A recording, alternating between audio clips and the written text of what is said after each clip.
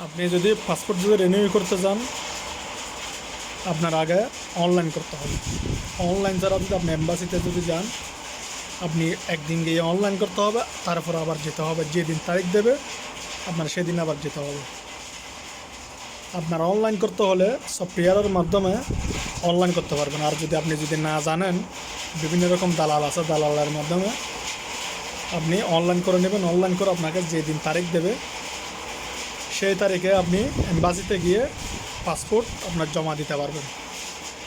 যদি আপনি অনলাইন না করেন, আপনার কোনোভাবে পাসপোর্ট জমা দেওয়া সম্ভব না। আর একটা বিষয় হচ্ছে যে যারা পাসপোর্ট নতুন বানাবেন, নতুন সংগ্রহ করবেন, তারা কী করবেন, অবশ্যই আপনাদের এনওসি পেপার লাগবে। এনওসি ছাড়া কোনো কিছু সম্ভব না। আপনারা আগাগোতে এম্বাসিতে গিয়ে আপনারা এনওসি পেপার বানাবেন। এনআরসি পেপার বানিয়ে তারপরে আপনাদেরকে যেদিন তারিখ দেবে সেদিন আপনারা গিয়ে পাসপোর্ট জমা সবগুলা রেডি করতে পারবেন। যে তারিখে দেবে সেদিন আপনারা গিয়ে সব কিছু রেডি করতে পারবেন। আগে আপনার এনওসি হাতে থাকতে হবে। এনওসি না থাকলে আপনি কোনোভাবেই পাসপোর্ট বানানো সম্ভব না। ওমানের মধ্যে আপনাদেরকে যে সুযোগ সুবিধা দিছে, আপনারা সবাই কাজে লাগানোর চেষ্টা করুন, কেউ অবহেলিত করবেন না। এই সুযোগটি মনে করেন আল্লাহ প্রবাসীদের দিকে তাকিয়েছে, এটাই মনে করবেন। কি জন্য এরকম সুযোগ অন্যান্য কাউন্ট্রিতে দেয় না। যেত মাস পর্যন্ত আর টাইম আছে, অবশ্যই ডিসেম্বর মাসের লাস্টে পর্যন্ত টাইম আছে, নতুন বছরের একদিন আগে পর্যন্ত।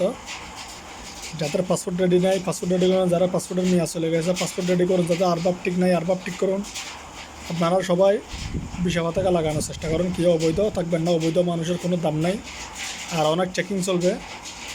চেকিংয়ে আপনার ধরা গেলে বাংলাদেশ, তার জন্য কেউ অবৈধ থাকবেন না। আর একটা হচ্ছে আপনাদের থাকার যদি ইচ্ছা না থাকে, আউট পাস চলতেছে, চলে যেতে পারবেন।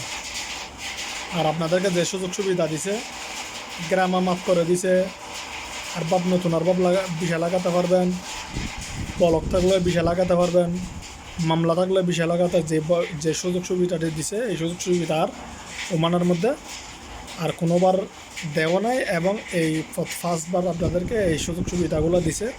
সবাই এই সুযোগ সুবিধা দিয়ে কাজে লাগাবেন, না হয় আপনারা আর কোনোবার কাজে লাগাবেন আশঙ্কা নেই।